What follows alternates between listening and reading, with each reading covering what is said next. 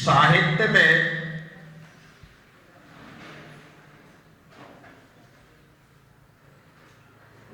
लेखन के अनेक प्रकार हैं। उनमें एक जापानी पद्धति है हाइकू,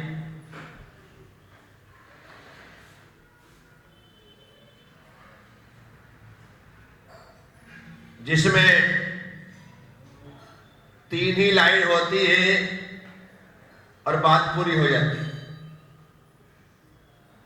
पहली लाइन में 5 अक्षर होते, दूसरी लाइन में 7 अक्षर होते और तीसरी लाइन में भी 5 अक्षर। हो गई बात पूरी। आचार्य श्री विद्यासागर जी महाराज ने हाइकू बहुत लिखी, सैकड़ों की संख्या। उन्होंने लिखा, प्रकाश में न प्रकाश को देखो तो भूल गया, प्रकाश में न प्रकाश को देखो तो भूल गया। अभी सुनने के बाद क्या समझ में आया? कुछ भी नहीं है, लेकिन इतना रहस्य है इन 3 पंक्तियों में। प्रकाश में देखना और प्रकाश को देखना, दोनों में सो मैनी डिफरेंस। प्रकाश में देखना और प्रकाश को देखना, प्रकाश में समस्त पदार्थ दिखाई देते, प्रकाश में समस्त पदार्थ दिखाई। यहां पर उजाला है, हम सब कुछ स्पष्ट एक एक चीज देख रहे हैं, लेकिन आप प्रकाश को ही देखने लगो, बल्ब की तरफ, लाइट की तरफ, सूरज की तरफ, तो प्रकाश में देखने से प्रकाश दिखाई देता है, बाकी सारा संसार ओझल हो जाता है, फिर कुछ दिखाई नहीं देता। क्या? प्रकाश में देखने से सारा संसार दिखाई देता है और प्रकाश को देखने से सारा संसार ओझल हो जाता है, सिर्फ प्रकाश दिखाई देता है। बस आचार्य श्री कह रहे हैं, प्रकाश में ना प्रकाश को देखो तो भूल गया। ये भूले हमारी कि हम प्रकाश में तो देख रहे हैं, दुनिया को तो देख रहे हैं, लेकिन प्रकाश को नहीं देख पा रहे हैं। इसलिए हमें कभी आज तक आत्मबोध नहीं हुआ, आत्मज्ञान नहीं हुआ, आत्म तत्व को हमने जाना नहीं। देखना तो उस परम तत्व को है, उस प्रकाश को, लेकिन हम प्रकाश को ना देख करके प्रकाश में देख रहे हैं। इसी कारण से प्रकाश तो गौण हो जाता है और पदार्थ हमारी पकड़ में आ जाते हैं, ये मेरा है, ये मेरा है, ये मेरा है। एक बार प्रकाश को तो देख करके देख, कुछ भी दिखाई नहीं देगा, शुद्ध आत्म तत्व ही दिखलाई देने वाला है। आत्मा ऐसे प्रकाश से भरी पूरी है, उस आत्मा के प्रकाश को देखे तो संसार एकदम से गौण हो जाता है, एकदम से गायब हो जाता है। लेकिन हम आत्मा के प्रकाश के माध्यम से संसार को देखते हैं तो संसार में उलझ करके रह जाते हैं। इस शरीर के भीतर क्या है? आत्मा है। इस शरीर के भीतर क्या है? आत्मा। वो आंखों के पीछे से झांकती है, कानों के पीछे से सुनती है, नाक के भीतर से सूंघती है, मुंह के भीतर चखती है, शरीर से स्पर्श करती है, वो आत्मा ही है। आत्मा निकल जाए ना तो शरीर यहीं पड़ा रह जाता है, आंखों को दिखाई नहीं देता, कान को सुनाई नहीं देता, कुछ चख नहीं पाता। क्यों? क्योंकि आत्मा निकल गई। कितनी महत्वपूर्ण चीज है वह, कितना महत्वपूर्ण तत्व है वह आत्मा, वह जीव तत्व।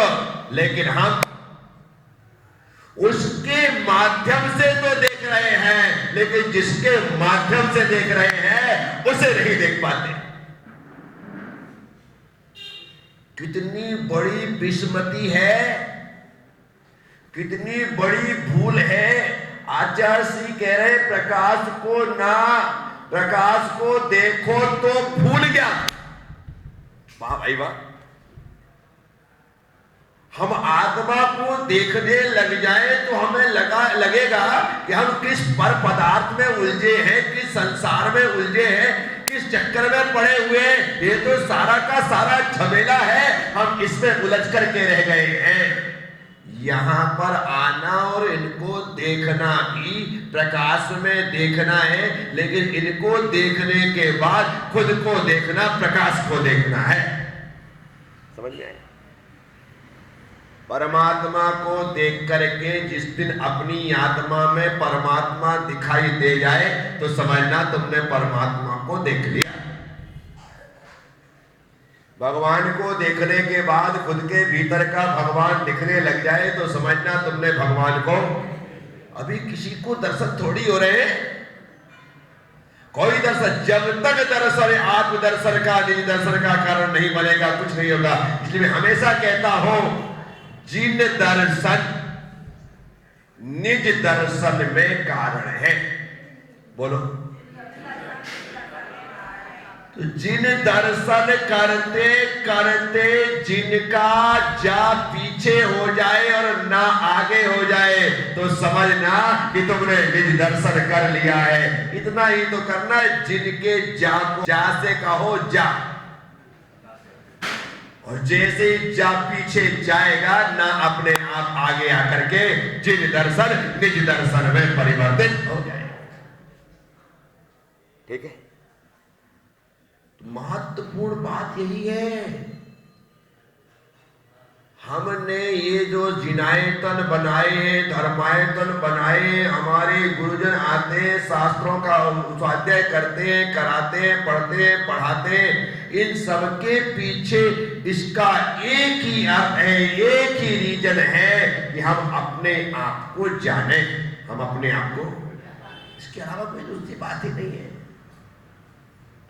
संसार में भटकने वाले लोग, यदि ये मंदिर ना हो तो क्या? यदि मंदिर ना हो तो क्या? यदि साधु संत ना हो तो क्या? संसार में भटकने वाले लोग संसार में ही भटकते रहेंगे। संसार में ही मंदिर ना हो और गुरुजन ना हो तो संसार में ही इन हजारों लाखों करोड़ों लोगों में थोड़े से लोग हैं जो इन मंदिरों की वजह से संसार में भटकने से बच करके भगवान के चरणों में आ जाते हैं। परंतु यहां आने का मतलब तुम्हारी भटकल समाप्त हो गई, ऐसा नहीं है। मेरा मुनि बनने से, इनके यारिका बनने से, इनके व्रतों को ग्रहण करने से हमारी भटकल समाप्त हो गई, ऐसा नहीं है। तो फिर कैसा है भाई? अभी तो हम संसार में भटक रहे थे तो कम से कम हमें एक ठिकाना मिल गया, एक स्थान मिल गया, एक सहारा मिल गया, एक अंगुली मिल गई, हमने पकड़। परंतु इतने से संतुष्ट नहीं होना है। इतने से संतुष्ट, बच्चे को अंगुली का सहारा चाहिए और बूढ़े को लाठी का सहारा चाहिए। बच्चे को बोलो जल्दी, और बूढ़े को सहारा चाहिए। इसका मतलब है जो बाल है वो भी सहारा चाहता है, जो वृद्ध है वह भी सहारा चाहता है। तो उसको पाने के लिए तो हमें युवा होना पड़ेगा। क्या होना पड़ेगा? युवा होना पड़ेगा। अपने पैरों में इतनी दम खम पैदा करनी पड़ेगी कि हम अपने सहारे खड़े हो सके, हम अपने सहारे चल सके, तभी जाकर के निज दर्शन होगा, अन्यथा हो ही नहीं सकता है। तो जिन दर्शन निज दर्शन का कारण बने, जिन दर्शन भगवान को देखते देखते देखते देखते देखते देखते ऐसी भाव वासना हो कि हमें अपने आप को देखने की इच्छा पैदा हो जाए। ये मंदिर ना होते तो हम बाहर भटकते रहते। अब यहाँ आ गए हैं, गुरुओं का सानिध्य मिल गया है, सब कुछ मिल गया है, तो अब हमें बाहर से भीतर आ गए, बाहर से भीतर आ गए। अब भीतर से भीतर जाना है। क्या? बाहर से अब भीतर से, जो भीतर से भीतर जाएगा वो तर जाएगा। क्या? भीतर से भीतर जाएगा वो, बाकी तो भटकने ही वाला है। संसार में हम घूम रहे हैं, भटक रहे हैं, कितना काल हमने गुजार दिया है इस संसार में भ्रमण करते करते। लेकिन व्यक्ति को धर्म करते हुए भी बहुत जल्दी भ्रम हो जाता है। क्या हो जाता है? बहुत जल्दी उसे लगता है कि मैं धर्मात्मा। क्या लगता है? मैंने 2-3 दुपट्टे पहन लिए, मैंने लंबा सा तिलक लगा लिया, मैंने 2 पूजा कर ली, मैंने अभिषेक कर लिया, मैंने प्रक्षाल कर दिया, मैंने कर दिया, मैं बहुत बड़ा धर्मात्मा।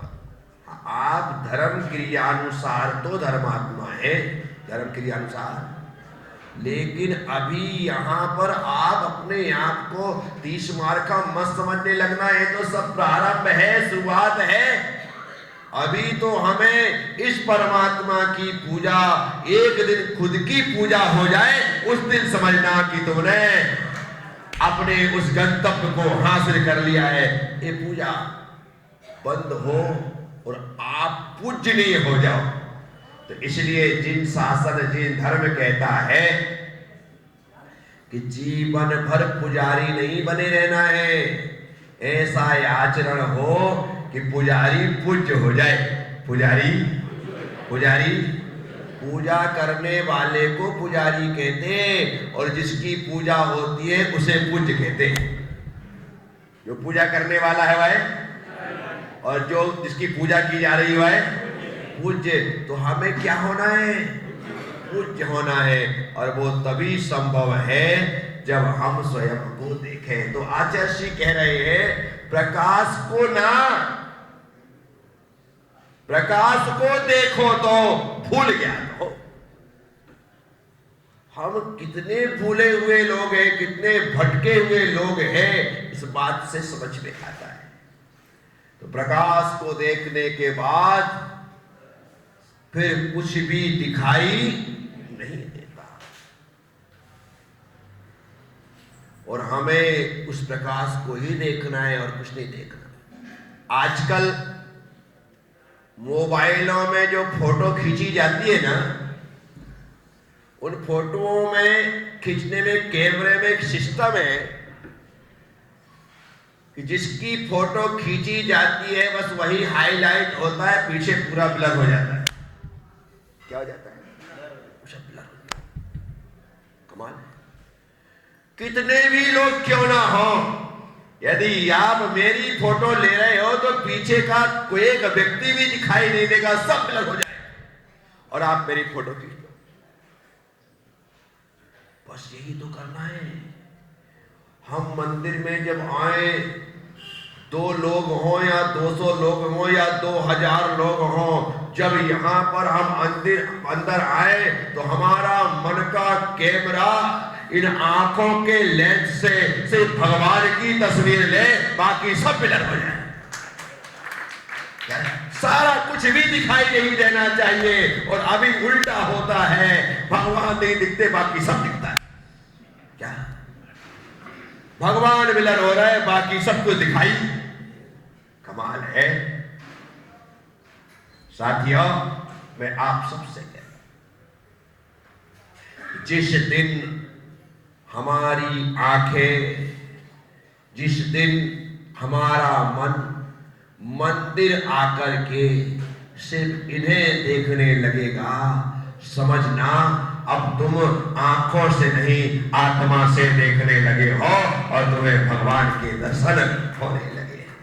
तो साथियों, आप सबसे समय लगेगा, जिंदगियां लग जाती हैं। अभी तो हमने इस जिंदगी से शुरुआत की है, इसीलिए चिंता मत करिए, अभ्यास करिए, रोज रोज करिए।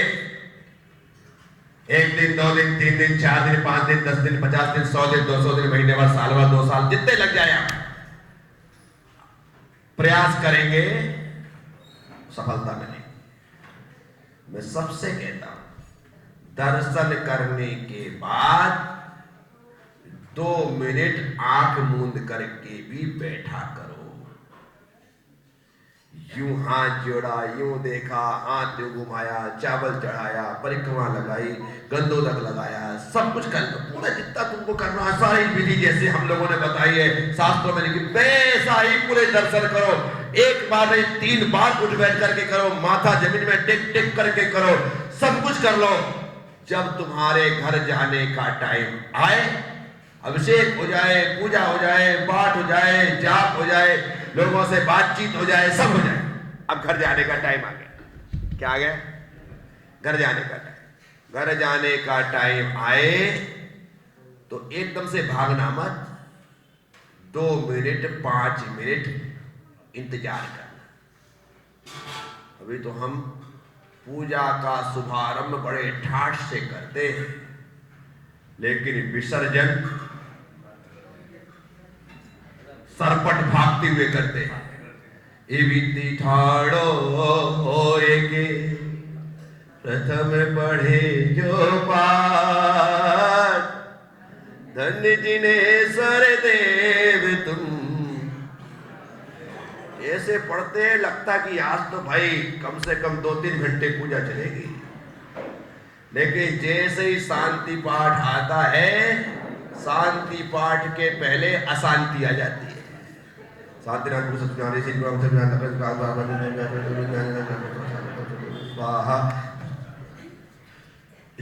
नहीं, स्टार्ट भले जल्दी करो, स्टार्ट जल्दी करो, लेकिन समापन बड़े तरीके और सलीके से होना चाहिए।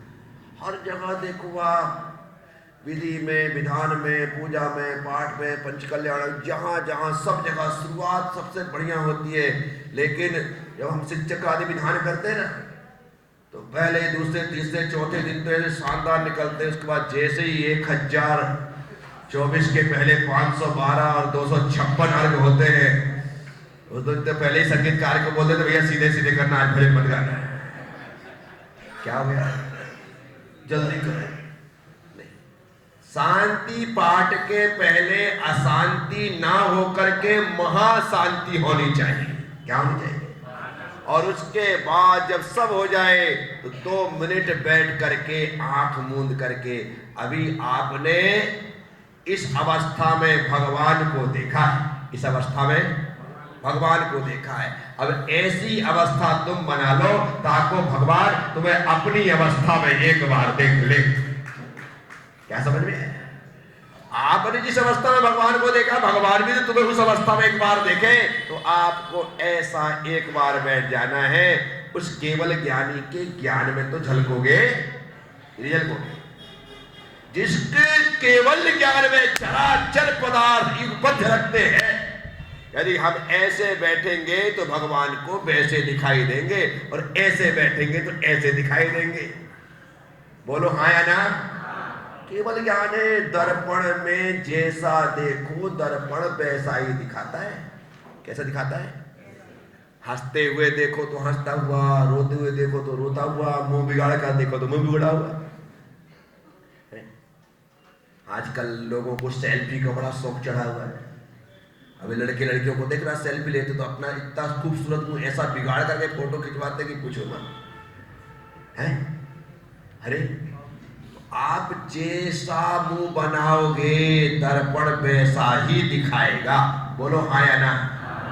ठीक है, बस उसी तरह से आप जैसे रहोगे भगवान के केवल ज्ञान में वैसे ही झलकोगे, अलग होने वाले नहीं हो। तो मेरा कहना यह है कि हम अपनी आंखों से इस मुद्रा को देखते हैं, तो कम से कम ऐसी मुद्रा 24 घंटे में एक बार तो लगे कि भगवान भी तुम्हें उस अवस्था में देख सके। दिन भर में कितने पोज देते हो गया? मतलब कितने एक्शन करते होंगे आप, बोलो जल्दी, कोई पता है? हर पल हमारी भाव भंगिमा, हमारी सूरत, सकल हमारा जो रूप है वो परिवर्तित होता है। 24 घंटे में कम से कम 2 मिनट के लिए तो एक फोटो भगवान जैसी भी खिंचवा लिया करो। कैसे कैसे? पद्मासन लगा करके, हाथ पर हाथ रख करके, नाक पर आंख रख करके, नासाग्रह करके, रीढ़ की हड्डी को सीधा करके, हाथ को व्यवस्थित करते, गर्दन को ना झुका करके ना गर्दन को उठा करके, बिल्कुल व्यवस्थित करते हुए हल्की सी चेहरे पर स्माइल देते। ऐसी एक दो फोटो होना चाहिए। गूगल मैप पता है? गूगल मैप पता है? वो सैटेलाइट से पूरी दुनिया की फोटो खींचता है। क्या करता है? पूरी। आप यहां पर हो ना, कहां पर? कहां पर? कालाई नगर में। माना है कमरे के अंदर की फोटो नहीं आती, छत की आ जाएगी। कहां की जाएगी? तो आप मंदिर के छत पर रहोगे और फोटो ले रहा है तो बराबर आपकी छत पर फोटो आ जाएगी। कमाल करते हैं वो। जो सैटेलाइट से गूगल के माध्यम से फोटो ली जा रही है, तो आप मान के चलो आपका मकान, आपकी दुकान जहां जिस स्थिति में है बराबर तरीके से उसमें आती है। आप यदि है तो आप आए को आपकी गाड़ी सामने खड़ी तो गाड़ी फोटो जाएगी। जब गूगल में से सैटेलाइट से फोटो ली जा सकती है और वो बराबर सेव हो रही है, वैसे ही केवल ज्ञानी के ज्ञान में भी तो हम झलक रहे हैं, झलक नहीं चल रहे।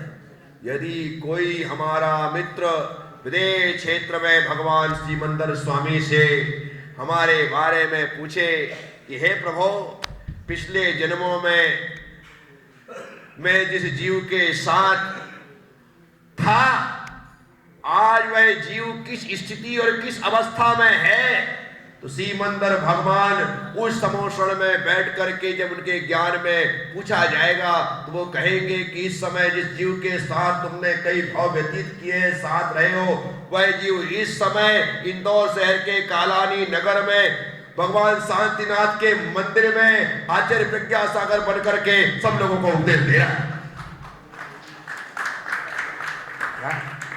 नहीं होगा क्या? जब मेरा अस्तित्व उनके ज्ञान में आएगा तभी तो बोलेंगे राकेश, तभी बोला जाएगा, अन्यथा थोड़ी बोले। कहने का मतलब हमें दिन भर में कम से कम 1 बार 2 बार 3 बार भगवान बनना चाहिए, ताकि उनके ज्ञान में हम भगवान के रूप में झलके, अर्थात इस मुद्रा में झलके। बात अच्छी लगे तो करना, ना लगे तो तुम्हारी मर्जी, मेरा काम कहना है। साधु संत दिन भर में 3 बार सामायिक करते। क्या करते?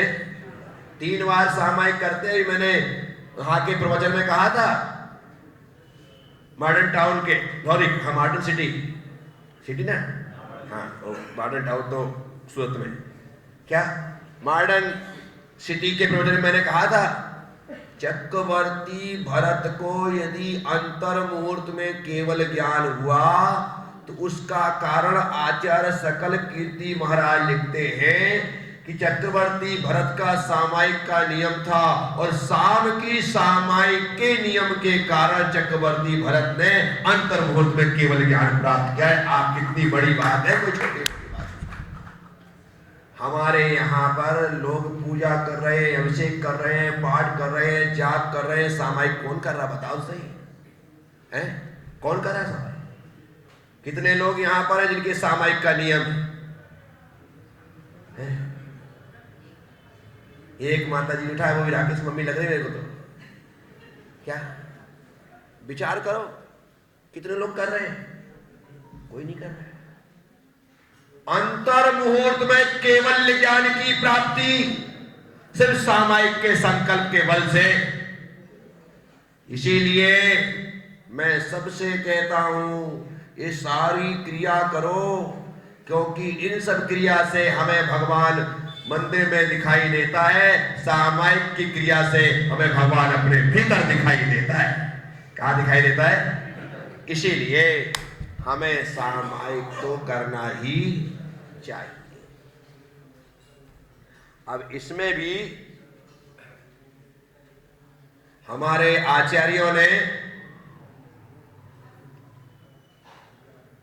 कहा है कि श्रावक यदि 6 मिनट की सामायिक भी करता है, कितने मिनट की? 6 मिनट, बहुत हो गया। 6 मिनट की सामायिक भी करता है तो भी तुम्हारी असंख्यात गुणी कर्म की निद्रा का कारण है। सिर्फ 6 मिनट की सामायिक, पूरा मैं डिटेल बोल रहा हूं, पल शब्द नाम लेकर के मेरे पास डायरी में अभी लिखा है, 2 दिन पहले ही मैं पढ़ रहा, डायरी पलटा रहा, तब पढ़ने में आया। सिर्फ 6 मिनट, इससे ज्यादा नहीं। 48 मिनट करो तो बहुत अच्छी बात है, लेकिन 6 मिनट से शुरुआत तो करो। कितने मिनट से? 6 मिनट से। आपको कुछ नहीं करना है, आसन लगा लो। क्या लगा लो? आसन। कैसी वाली?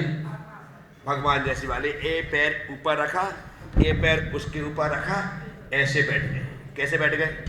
जीन से मत लगाना, संभव नहीं है। ऐसे लगा ले। क्या लगा ले? ए लगा।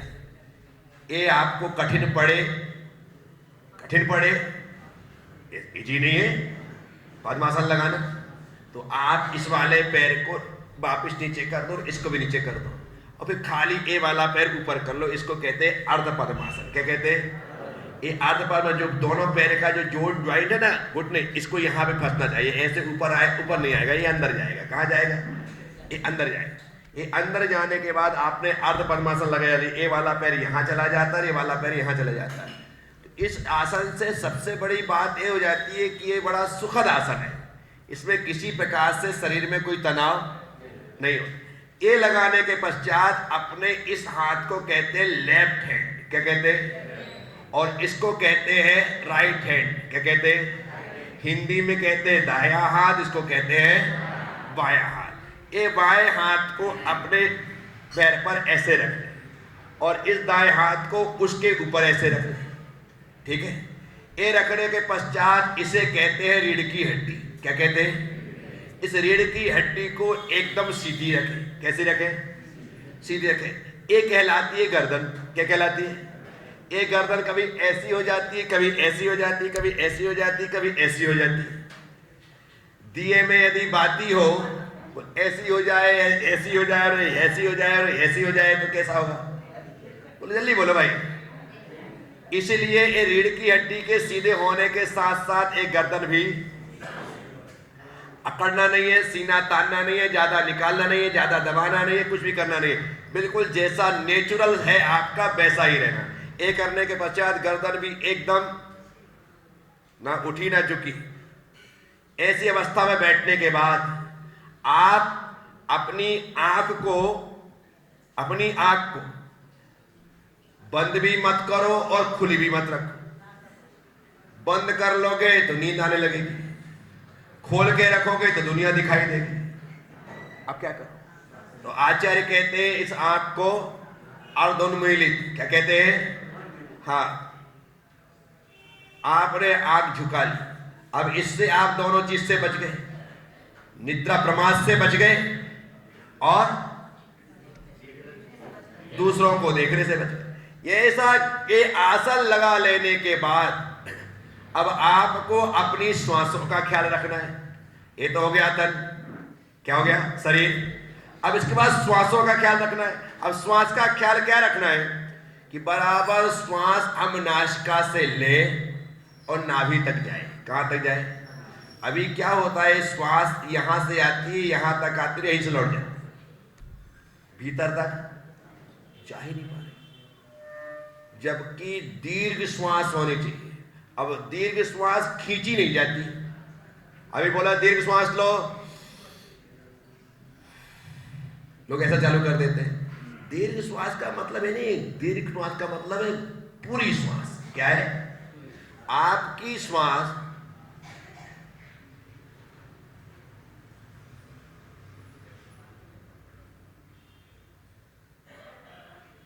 जब पूरी भीतर जा रही है, भीतर जा करके रुक रही है, रुक करके बाहर आ रही है, तो आप सामान्य श्वास देखो और दीर्घ श्वास देखो, तो एक सामान्य दीर्घ श्वास आपकी जो है, तो सामान्य श्वास उसके सामने कम से कम 4-5 हो जाती है। और दीर्घ श्वास, हमारे पास श्वास गिनती की है, हमारे पास श्वास गिनती की है। यदि जल्दी जल्दी लेकर के निकालोगे, वैसे भी तुम व्यस्त जीवन जीने वाले लोग, दौड़ना, भागना, हाँफना, सांसारिक मैथुन आदि की क्रिया करना, इसमें निश्चित तौर पर हमारी श्वासों का क्षय कई गुना क्या होता है, कई गुना होता है। इसीलिए श्वास का दीर्घ होना बहुत जरूरी है। आप 6 मिनट के सामायिक करने बैठे हैं, यूं बैठ गए, श्वास को पूरी लेना है। कैसे लेना है? पूरी। अब इन श्वास के साथ यदि हमने नमोकार मंत्र ले लिया तो हमें कुछ करने की आवश्यकता ही नहीं होगी। नमोकार में गिनती लगाने की आवश्यकता नहीं, गिनती लगाने की।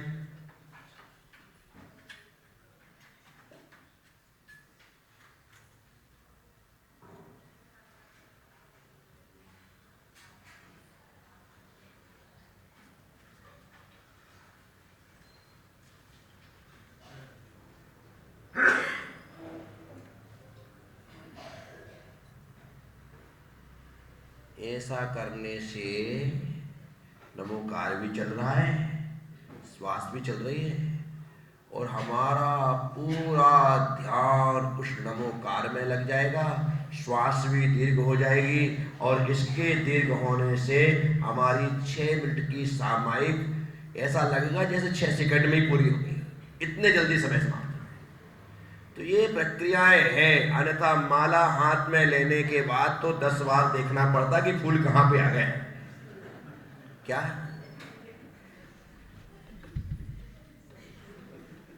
और यदि आंख बंद है तो आदमी यूं थतोल के देख लेता है।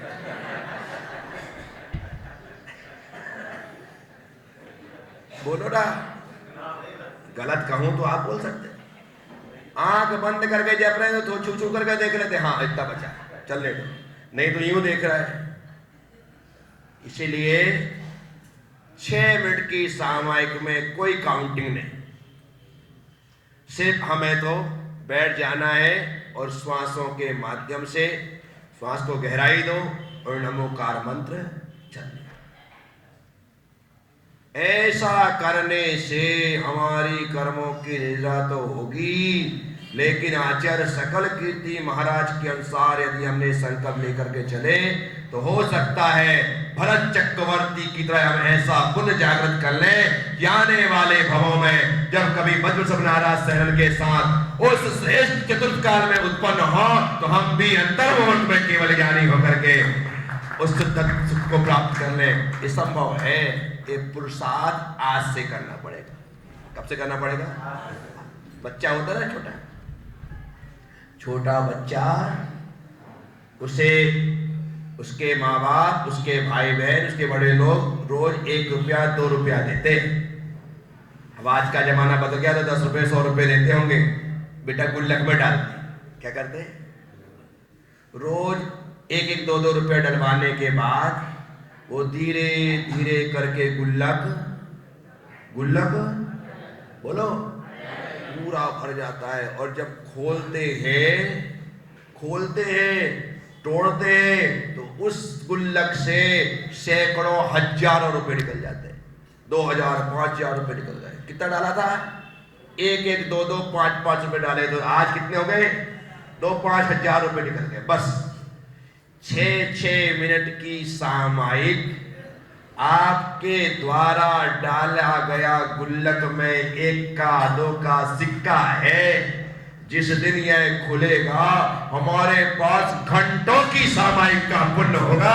इसलिए हमें थोड़ा थोड़ा प्रयास करना चाहिए। हमारे यहाँ एक कहावत है, कौन सी?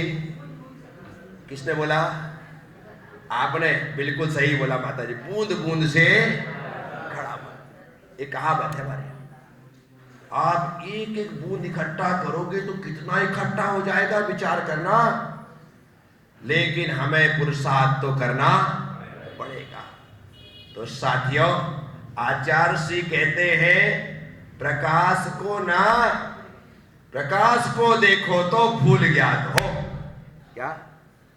हम प्रकाश में देख करके पर पदार्थों में उलझ जाते हैं, लेकिन जिस दिन हम लगातार प्रकाश को देखते हैं तो प्रकाश ही दिखाई देता है, फिर संसार के पर पदार्थ दिखाई नहीं देते हैं। बस इसी तरह से जिस दिन हम अपनी आत्मता को देख लेंगे, आत्मत्व को देख लेंगे, फिर संसार अपने आप ओझल हो जाएगा, फिर संसार दिखाई देने वाला नहीं है।